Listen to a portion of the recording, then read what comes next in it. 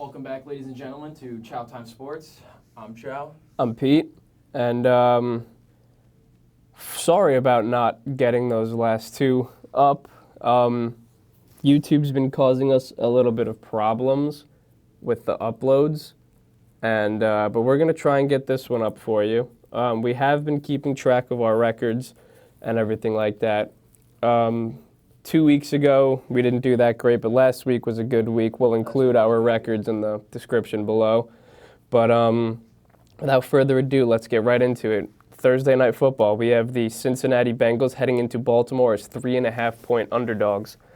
The Bengals, I thought that they were starting to roll after that game in Buffalo. Mm-hmm. They fell behind quickly to Houston last week, and I believe that the Ravens are a much better football team than Houston, and I think that the Ravens are going to easily take this one home. I think I got to go with the Ravens with 3.5 here. I'm going to differ a little bit, Pete. I'm going to take Cincinnati plus 3.5, but I think I'm going to take Baltimore to win. I think that it's a 3-point game. They are in Baltimore. However, I think the Bengals are gonna have a bit of a bounce back. They're not gonna play. They didn't play poorly last week, but Joe Burrow threw 2 interceptions, I believe it was, in the fourth quarter, costly drives, which I think ended up ultimately losing them the game there. I think he doesn't throw for that anymore. He doesn't throw the 2 picks. But that being said, this Baltimore Ravens team is good. They blew that lead to Cleveland. I don't see that happening 2 weeks in a row. No. Cincinnati, I mean, they're going to be without T. Higgins again, which has been a big part, not through the whole year, but once they started getting hot, T. Higgins was a big part of that. And so without him, I just don't see Cincinnati pulling this one out. I think they keep it close within the 3.5-point spread. And so that's why I'm going to take Cincinnati plus 3.5, but I'm going to take Baltimore outright. The long-awaited battle, Pittsburgh versus Cleveland, to open up the 1 o'clock slate. This is going to be a nightmare of a football game. Yes, it is. Both of these teams are somehow 6-3. Deshaun's out for the year, right? Deshaun Watson just happened today. Today is Wednesday, November 15th. He has a broken bone in his throwing shoulder, I believe it is. And so he will require season-ending surgery. Yep. So they will be rocking with P.J. Walker. The GOAT. P.J. Walker and the Cleveland Browns coming against this mighty Steelers defense. I mean, you could say the very well same thing. Kenny Pickett and the Steelers offense are facing off against this Cleveland defense. Over the past couple weeks, this Cleveland defense has seemed a little bit porous, like allowing almost 40 points against the Colts and then 30 points against the Ravens. Yep. But at the same time, this Pittsburgh offense, they're nothing too serious. But then again, this is going to be a defensive battle. I honestly wouldn't be surprised if both defenses score a touchdown here. Yeah, I wouldn't. This game could be very, very low, very slow, 10-7, 13-7. But I'm going to go Pittsburgh here. I'm going to take Pittsburgh plus the 3.5. And to win? And outright. Wow, that's exactly what I was thinking. I'm also going to take Pittsburgh plus 3.5 and their money line. We say it every week. We said it last week. Can the Pittsburgh defense get it done? The job done? I think they get it done again with P.J. Walker at the helm. I don't think this is a Cleveland-San Fran game where P.J. Walker pulls off the improbable. I think Pittsburgh gets this one done in Cleveland. Moving on, the next game in the 1 o'clock slate, we have the Chicago Bears coming in to Detroit as 9.5-point underdogs. Justin Fields' return game. Justin Fields' return game, yes, sir. I mean, I think Justin Fields comes back. He finds his connection with DJ Moore, and I think this is a great game. But I think that this Detroit team is much better than Chicago. I feel like Detroit's going to win. and I feel like Chicago's going to have a late touchdown to cover 9.5. I feel like that they lose by 8 or 7, by a late sneaky cover. I'm going to take Chicago plus 9.5, but I think Detroit wins this game rather comfortably. So you are going to take the sneaky cover. I'm not going to. I'm going to take the Lions minus 9.5. You saw what happened in the Chargers game. That offense is amazing. The Detroit offense is incredible. What they displayed with the run game with David Montgomery and Jahmyr Gibbs, and then having Amon-Ra over the top making plays. I just don't think the Chicago Bears defense is going to be able to hang in there with them. And so that's why I'm going to take the Detroit Lions minus 9.5.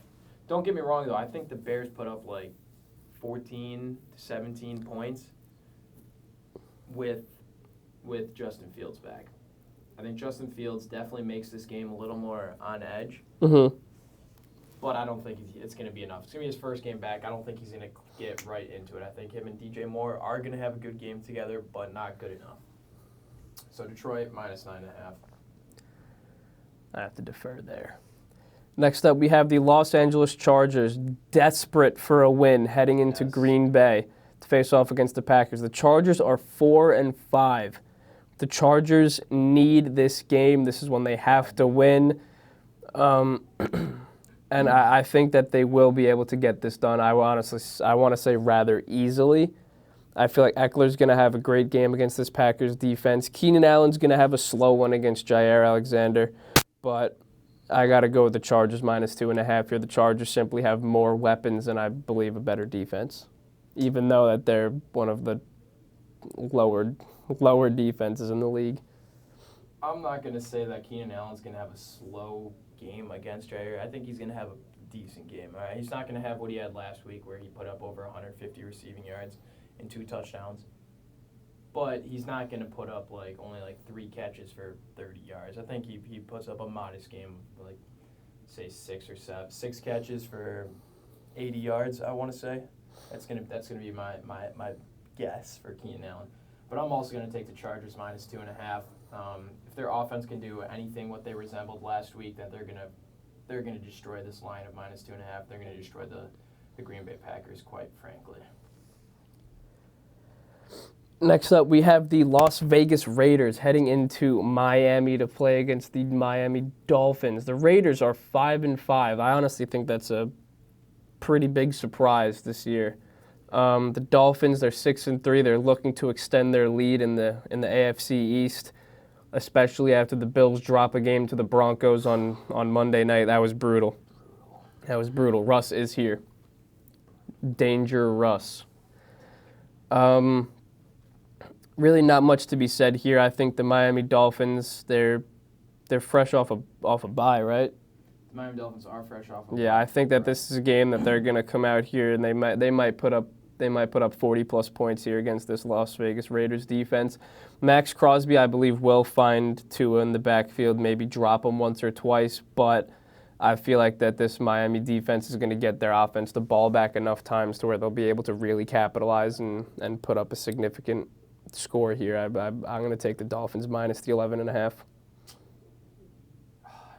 Going into this, I wanted to take the Raiders plus 11.5.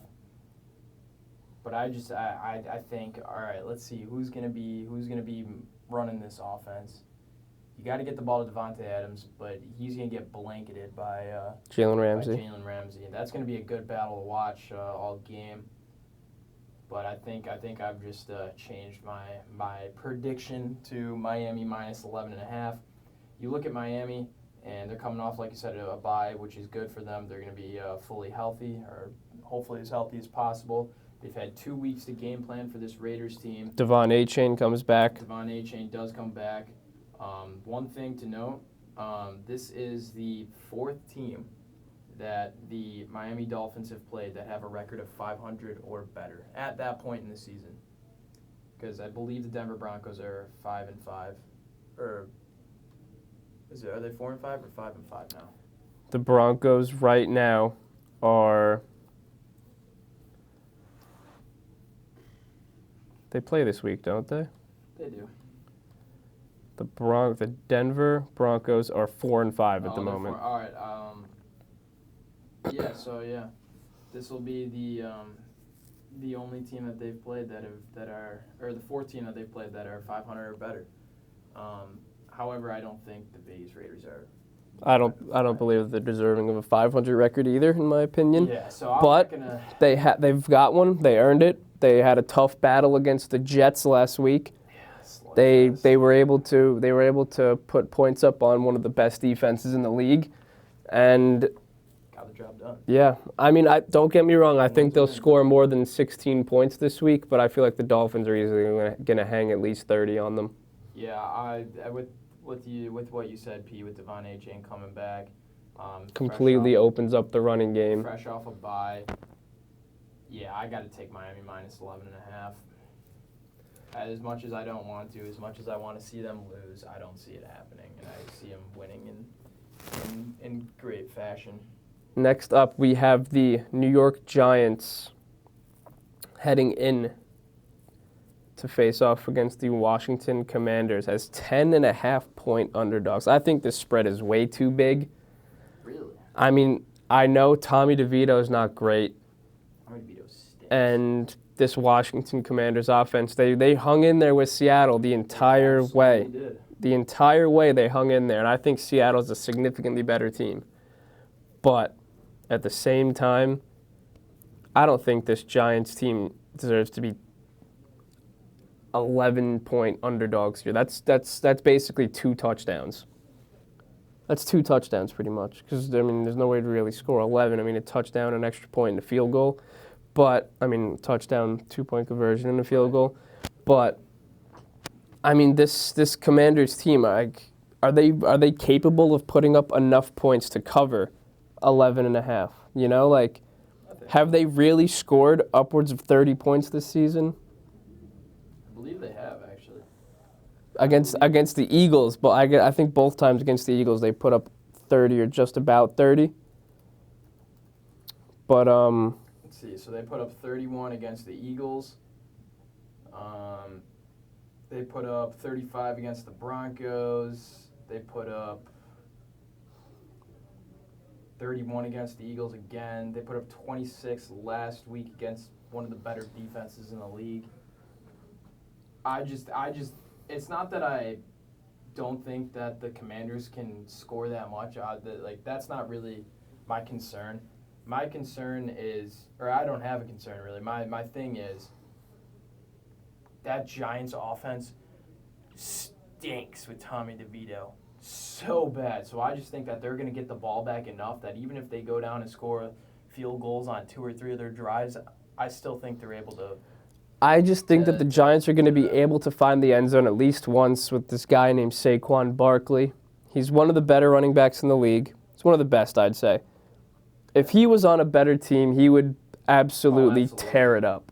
Absolutely. He is so talented. He runs hard. He's fast. He's strong. He can catch the ball. Saquon. Not really trying to meat ride that guy, but he's very talented. And I don't think the Giants are anywhere near capable of getting this game won. I low-key think that they might be in the Caleb Williams situation. Caleb Williams bowl. So I think the Giants cover 10.5 here. I don't see it. Give me the Commanders minus 10.5. That Giants offense sucks, and their defense is not much better. It's better than the offense, relatively speaking. Like, I'd say their defense is better than their offense, but their defense is still not. Yeah. Nothing special. Next up, we have the Dallas Cowboys, the red-hot Dallas Cowboys, heading into Carolina to face off against Bryce Young and the 1-8 Carolina Panthers. Dak Prescott and this Cowboys offense have been red hot lately. Dak Prescott is finding anyone and everyone who can catch a ball. Yep. Downfield, close range. The offense has completely opened up. They're scoring points left and right. Their defense is playing phenomenal. I just don't think that Bryce Young and crew have what it takes to even stand a chance this week. I have to take no question Dallas minus 10.5 here. Yeah, this is an easy one. Don't overthink it. There's not much that has to be said. This Dallas defense is going to give Bryce Young all types of problems. They're going to be living in that backfield. Micah Parsons. This is gonna be a blowout. This is gonna be another Dallas Giants game from last week where it was just complete blowout. Where Cooper Rush is playing like a majority of the fourth quarter. They're rotating second string guys in, even some third string guys. Yeah, there's nothing more to say. You don't need to, like you said, don't need to overthink it at all. Give me Dallas minus 10.5, even going into Carolina for this game. Next up, we have the Tennessee Titans, the Will Levis-led Tennessee Titans, heading into Jacksonville to face off against Trevor Lawrence and the AFC South title holding Jaguars. This is a big game. This is a big game. Not necessarily for Tennessee, but for Jacksonville. Yeah, for Jacksonville, their placement in the AFC, because, I mean, they're only one game behind the Chiefs right now. Yep. And one game back. If they lose this game, not only are they another game back from the Chiefs, but the also AFC South is wide open. The Colts, the Texans are both 5-5, basically one game back from Jacksonville, because Jacksonville's already had their bye. The Colts and the Texans are, the Colts are on bye this week, and the Texans' bye is coming up, right? I believe so. Or no, the Texans. I believe they are. Let's see.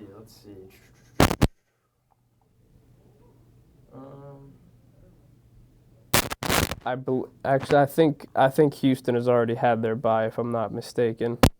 But anyway. They have. So what's Houston 5-4? No, they're 4-5. Let's find out. They are 5-4. Okay, so I mean Houston's one game behind Jacksonville. I think the Colts are 1.5 games because of the head-to-head. Right. But I mean, this is a game that Jacksonville needs to win, but I think Will Levis and crew are really able to open up the plays downfield. He looked phenomenal in his debut. He's been relatively quiet since, but I think in a divisional game where it really matters, I feel like Will Levis and D-Hop are going to establish their connection. Derrick Henry always torches Jacksonville. He does always torch Jacksonville. He always kills them. I really think that Derrick Henry is going to have a monster game. I believe Will Levis and D-Hop are going to establish a good connection. It's going to be a tough game. I believe Tennessee is going to be in it the whole way, but I think Jacksonville is going to be able to pull it out at the end. So give me Tennessee plus the 6.5. I like them to lose by less than a touchdown, but I think Jacksonville wins. I got to go with Jacksonville minus 6.5. I think this is too big of a game for them to mess up. I think they have everything to lose in this game, and they know it. And they're coming off of their bye, so they've had time to game plan for this Tennessee Titans offense. They've got 3 games to go by with Will Levis. So, and through those 3 games, I don't think you really have to worry too much about him burning you. I think it's just stopping Derrick Henry how he has in the past historically. And if they can do that, I think they easily pull this one out, minus 6.5, and I think they're going to. I think the big question is, will they find the answer to stop Derrick Henry? Yep, that is what that game comes down to. Next up, we have the Arizona Cardinals, the Kyler Murray-led Cardinals heading into Houston as 5.5-point underdogs. You know, I really think that C.J. Stroud should be in the MVP conversation. He is playing phenomenal. I looked up the current MVP standings, and there were 5 quarterbacks ahead of him. Joe Burrow, Mahomes, Jalen Hurts, and Tua. I think C.J. Stroud should be at least above Joe Burrow. I think that C.J. Stroud is, right now, he's a top 3 quarterback in the league. The Houston Texans they found the needle in a haystack. They found the diamond in a rough. I mean, the Houston's receivers, they're not even that great. They're not big name guys. They don't have any studs, but they're definitely. But this guy Stroud is throwing for 400 yards a game.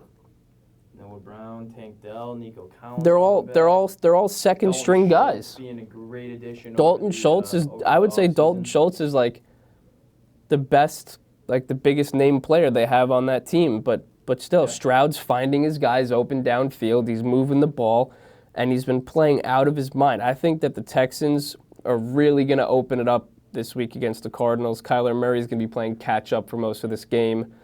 Give me the Texans with the 5.5. As much as I hate taking other AFC South teams, I really think C.J. Stroud just keeps rolling this one. I'm going to differ a little bit. I'm going to take Arizona plus 5.5. I think, but I'm still going to take the Texans outright to win this one. I do think the Texans get it done. I just don't think that they are able to win by 6 or more. Kyler Murray came back last week. Yeah, he had a decent showing. Didn't have a bad showing. Didn't have an incredible showing. That's also his first game in about a year. Yeah. Playing football.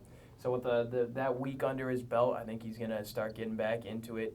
He's gonna start forming that connection with Hollywood again, like getting it back. And their tight end. I forget his name. Trey McBride. Trey McBride. Yes, that guy. Dude had like 10 targets last week. He is emerging as one of Kyler's go-to options, and I think that's really going to help them in this game. So I think they put up enough points to cover the spread. Even though I did just go on a little tangent saying like he's getting a little more, he's getting another belt or another game under his belt. I think this is another game that he's going to take to get back into the swing of things. And that's no knock on him. This Texans team is a good team. They're a solid team.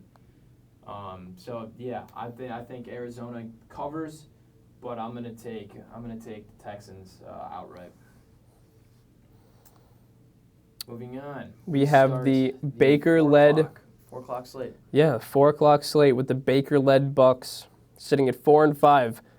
It's honestly kind of better than what I thought he'd be doing this far into the year.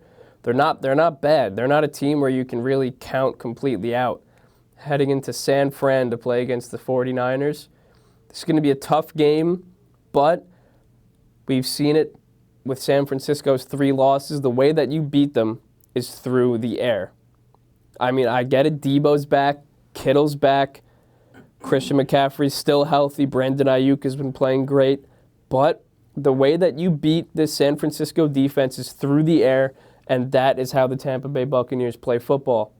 They find Chris Godwin. They find Mike Evans downfield. I think the Bucs keep this much closer than 10 points. I like Baker. I've always liked Baker. I like Brock Purdy too. But I think Rachaad White has also found his spot in this offense. He's a phenomenal receiver. He's been catching a bunch of targets per game. He's been helping move the ball downfield. I got to go with the Bucs plus 10.5. I think the Niners win. I think the Niners are a much better football team. But the way that the Buccaneers play football every week, week in, week out, that is the way that you have to beat this Niners team. So I really don't think they're going to have to change their play style to at least keep this game competitive. I'm going to keep it real, Pete. I think you're dead wrong. I think, which is like everyone can have their own opinion, but I think they're dead wrong, or you're dead wrong. This Niners team is healthy again. They've got all their pieces back. Debo came back. Trent Williams is back. You saw what they did to Jacksonville last week, and they were away. They weren't even home. That could be considered manslaughter what they did last week.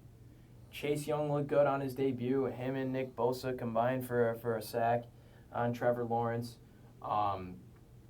If they're gonna trouble that offense that much, what do you think they're gonna do to the Tampa offense, which I would say is worse than the Jags offense? I think the Jags offense is better than Tampa's offense, and if they're gonna trouble the Jags, who are second in the AFC currently, I believe.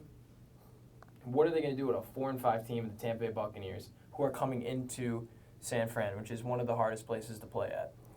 You're right. I think San Francisco gets this done. I think their defense puts on a show, and I think Brock Purdy he's gonna play like he played last week. He's gonna play great. He's got all of his weapons back, so he won't have to, when he was missing Debo, he won't have to try and become the hero, be the guy that has to get everything done himself. He's got his weapons. They're going to be able to help him out again, and I think that the Niners, they easily cover this 10.5-point spread. I think it's a no question. I think it's a no-brainer, in my opinion. We'll see. Yes, we will. The Bills. The Buffalo Bills. Yep. Hosting the New York Jets as 6.5-point favorites. The Bills are 5-5. One of the Super Bowl favorites before the season started. And they are 5-5 heading into the toughest end of schedule stretch of any team in the league. They're facing off against the Jets. Not even like the Jets aren't a great football team, but their defense alone. Not bad. They're definitely not bad. They play the Jets, then they play the Chiefs, then they go on bye, then they play the Eagles, the Cowboys, Chargers. the Chargers, The Patriots are in there. I forget if it's before and the Chargers or Patriots, afterwards. and then the Finns. And then we end the year with the Finns. That's week 17 though, so at that point, Week 18. or week 18, yeah. And At that but point, that it probably is won't be an a actual game. phenomenal. I mean, that's not a like that is Phenomenally bad. yeah, that is those end are the some season. good football teams that they have to play against with their remaining games. I don't see how the Bills can win all of those games, and I think they drop another one to the Jets. I think the Jets sweep Buffalo. We're going to be at this game this weekend. We're going to do some Chow Time live from Highmark Stadium. Remember our special guest from about 2 months ago, our buddy Eric? He's going to be here. One of our other buddies is going to be here, and we're going to have a great time. We're going to be interviewing some people, hopefully, getting their opinions on the game, Takes. getting a couple wicked takes, Yep. and but yeah, I'm going to take the Jets plus 6.5 and outright. Give me the Jets again. So officially, we officially stink. We are no longer a Good football team. upper echelon, upper tier football team. We are back into the, I would say, above average, but hovering around that average. They're 500. That's what they are. Hovering around that 500 or hovering around that average area, probably like 14 or 15. See, the thing with the In the Bills, NFL. what I've noticed watching them every week, the Bills play down to their competition, but they never play up. It's bad. It's bad. I don't know what's got to change. I mean, we just fired our offensive coordinator, Ken Dorsey. That was a big story that came out yesterday.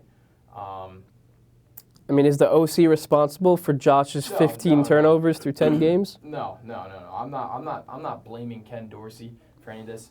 Yes, have I complained about his play call before? Absolutely. But you're gonna complain with about everybody. I'm sure every fan base complains about their OC or at some point or another. Do I think it was deserved to fire him at this point? I don't know if I'd say at this point, but maybe by the end of the season, you need a new coaching staff and whatever else. But I think for the first time in our show, I'm still going to pick the Bills to win. I think they can do it. I think they absolutely can. But I think for the first time in our show, I am going to pick the Jets to cover the spread. Wow. I'm not going to pick the Bills on both, which is sad for me to say that the Bills are going back to the dark ages. But I mean, they might be in the Caleb Williams situation by next week. You never know. Wait, shut the hell up. I don't think there's any statistical way that we get to Caleb Williams. Trade. Other than Trade trading Josh him. Allen for the number 1 pick. No, you would never do that. No. If someone asked me right now, I will. Or who holds first overall pick right now? Is it Arizona? It's Chicago. Or is it Chicago? It's Chicago. If Chicago called us up on the phone right now and said, we will give you the first overall pick, so that you could obviously go get Caleb Williams for Josh Allen. That would be the hardest no of all time. Or not the hardest. That'd be the easiest no of all time. What if? What do you think? What do you think the Bills would do if the Bears offered Justin Fields and the #1 pick for Josh Allen? What we would do? Well, that's a terrible trade actually, because you're getting quarterbacks. But what if they offered like? At that point, we'd pick Marvin Harrison with the first overall pick. And then what if they did like DJ Moore and the first overall pick for Josh Allen? No, we don't need DJ Moore. I think they do need DJ Moore. We need to get rid of Gabe Davis and then find somebody in the draft or something, yes, but he's not the answer to our problems at this current moment. The Bills needed more than Rasul Douglas at the deadline. Yeah, we definitely did need more than Rasul Douglas at the deadline. Honestly, what it really is it's coaching. All right, our roster is great. Like, all right, you're just rambling at this point. Let's move on. We will move on. This is the one thing I have to say is Sean McDermott, you are on the hot seat. You better turn things around, or you are gone by the end of this year.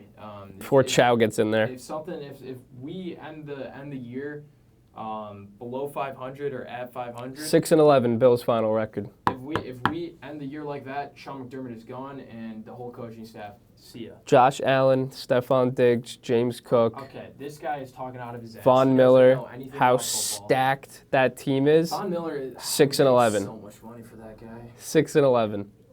You should have seen this guy Monday night. We're moving on. It was comical. We're moving on now. Yeah. Back to your regularly scheduled programming. We have the Seattle Seahawks heading into Los Angeles as 2.5-point favorites. Is Stafford even back? I haven't even been keeping up with that guy. Questionable. They did have the bye, which helped, but he is. They still don't know if he's going to play this week. Doesn't matter. This Seattle's defense, they've been playing so much better. Tariq Woolen and Sean Witherspoon is his name, yeah. Devin Witherspoon. Devin Witherspoon. They've both been playing phenomenally. They've been shutting down a lot of passing aspects of teams' games. I got to go Seattle -2.5. They have a better run game, better pass game, and I believe a better defense, plain and simple. Yeah, this one you don't have to overthink. I think this is another no-brainer for me. I think the Seahawks, even going into LA, which the Rams have 0 fans. They don't have a fan base. You look at when they play the Niners or whatever, that place is red. There's no blue in the crowd. I think this is a no-brainer for me. The Seattle Seahawks get this one done and move to 7-3 on the season. Next up, we have Sunday Night Football matchup. Sunday Night Football. Yeah, you're right. We have the Minnesota Vikings as 2.5-point underdogs going into Denver. I just got a sick trade offer in fantasy. Yeah, let's hear it. Sorry to interrupt everybody, but I give away Rashad White, but I get David Montgomery and Michael Thomas. I know Michael Thomas kind of stinks. Michael Thomas doesn't even He play, stinks. bro. I know, You he know what stinks. happened? I know. If you can get anyone other than Michael Thomas, because Michael Thomas isn't playing. But David Montgomery, dude, I think this guy's low-key a dog. But the thing is, Rashad White's my guy. I drafted him. I did trade him away, but I got him back after he started playing better. I'm going to hit the decline button because Rashad White's my guy. Let's get back to it. Minnesota Vikings +2.5.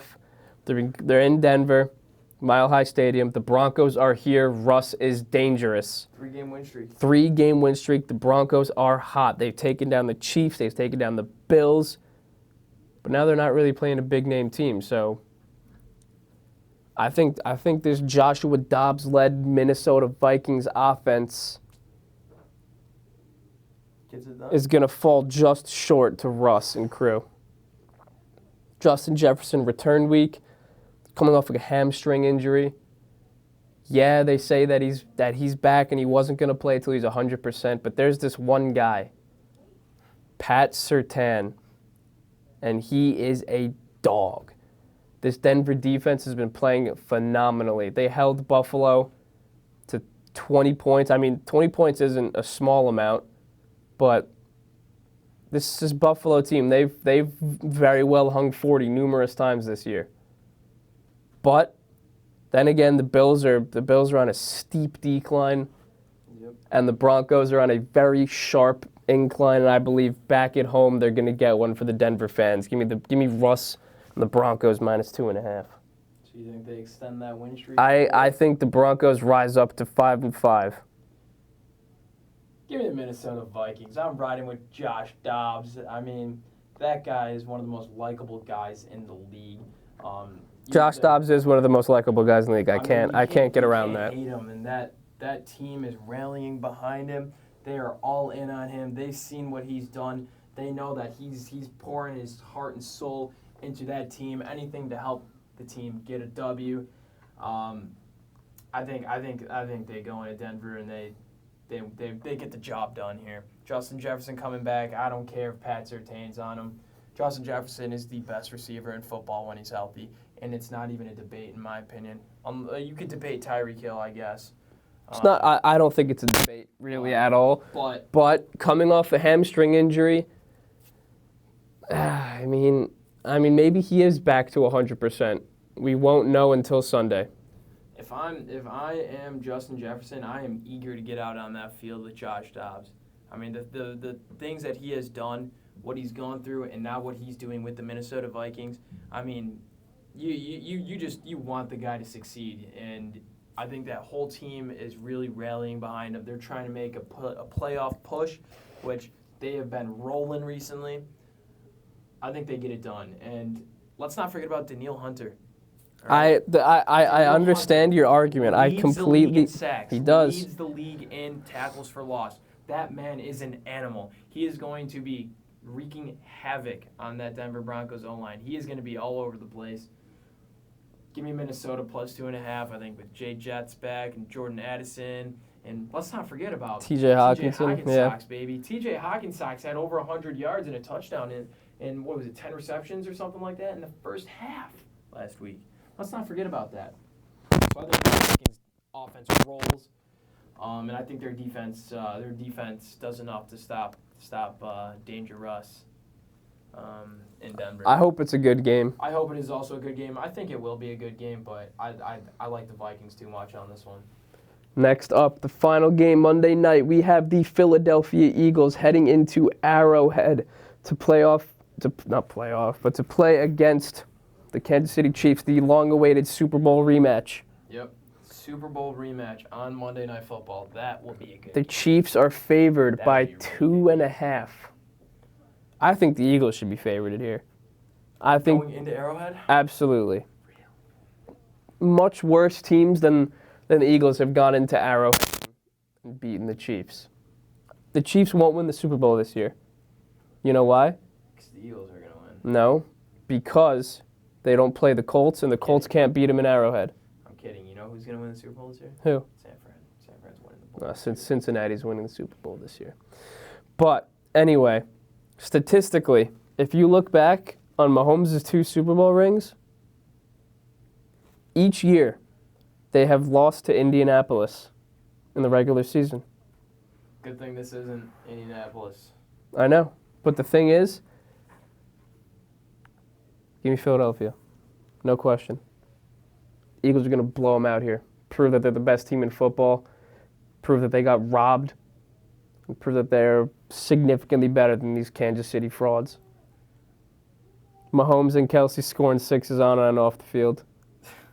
I love that meme. It's so funny. Yeah, that is pretty good. It's so funny. Oh, man. Taylor Swift got put on the map by Travis Kelce. I'll say it. I'll say it in front of the world. Not this again. Who is Taylor Not Swift? This again. I know who Travis Kelce is. I kind of wish I drafted him, Yes. but he didn't fall to me, unfortunately. But Eagles +2.5. Don't overthink it. Eagles money line's even a better play. You ready? Let me hear you ramble again. Eagles money line. Eagles +2.5. I had that locked and loaded the whole time. I just want to get you riled up. The one thing I will say is Kansas City has a significantly better defense than they did last year. They do. Significantly better. I mean, Their defense is a top unit in the league right now. I'd say they're probably top 7. They're playing very good football Unit in the league. on both sides of the ball. After dropping one to the Broncos, I just don't really see how a team like that can recover, you know. But I don't know. I just think the Philadelphia Eagles are a much better football team. Jalen Hurts, he is in the MVP conversation. A.J. Brown's been balling out. Devontae Smith they found a way to not really balance out. A.J. Brown is getting significantly more targets, receptions, and yards, but Devontae Smith is still in the action, getting good amounts of the ball, you could say. DeAndre Swift has been a really good add for them this year. He's been phenomenal. Phenomenal for him. And I just think it's really, don't overthink it. I think the Eagles are better on the side of the ball that matters for this game, which is offense to me. Yeah, I would agree. I think they're definitely a better offensive team. The Eagles got to be careful with Travis Kelce because it doesn't matter what defense you're playing. It doesn't matter if you're the best corner in the league. Travis Kelce is still going to find a way to make an impact. Don't get me wrong, Travis Kelce will probably have a good game. Yeah, no, definitely. He'll probably have a good game. I don't think he'll have a good enough game to put these Eagles away. No, absolutely not. That's what I'm getting. I don't really think anyone on this Chiefs offense is capable of putting away this Eagles team. This game, the Eagles move on to 9-1. They'll basically secure the number 1 seed in the NFC, basically. And then this is going to completely blow up the AFC. It's going to be completely up for grabs. Wide open, as if it wasn't already wide open enough. This is gonna just blow the door off the hinges. Yeah. The door was open, but now there's no door. Now it's just a void that you it's like the meme of like FBI open up, and it's the Eagles kicking the door down, knocking everything open. It's gonna flip the AFC playoff picture on its head, which is good for us. For the Bills. When I say us, I mean the Bills. For the Bills, if we bro. want any chance of doing anything, we need some people in the AFC to start losing. They need Caleb Williams. We do not need Caleb Williams. They need Max Duggan. No, he actually got released. I know, so sad. Yeah. Guy was a dog. But happens. With that being said, that'll conclude this episode of Chow Time Sports. Thank you for riding with us. This did turn out to be a little bit of a long episode, thanks to a little bit of rambling. Always happens. But it always does. But, thank you for riding with us, and we will see you all next week. Actually, we'll probably throw something up this weekend when we go to the Bills game. This guy's hesitant about going to the Bills game when we're literally offering to buy him tickets. Okay. I don't understand why he's not doing that. Did not mention that to me. He came and talked to me. He was like, "Yeah, you want to go to the Bills game? How much are tickets?" Oh, they're like $100. Like $100, man. $50. It's $100. 20 years old. Where you don't have $100? I was like, "We'll see. We'll see when it gets closer to game time." And then he springs this on me. "Oh, we're gonna buy your ticket. If you're buying my ticket, I'm going all day long." So, there might be some stuff up over the weekend when the Bills come and get a W in Buffalo. Get the absolute schmacking from Wilson Squared. This guy's delusional. All right. Thank you for riding with us. This has been Chow Time.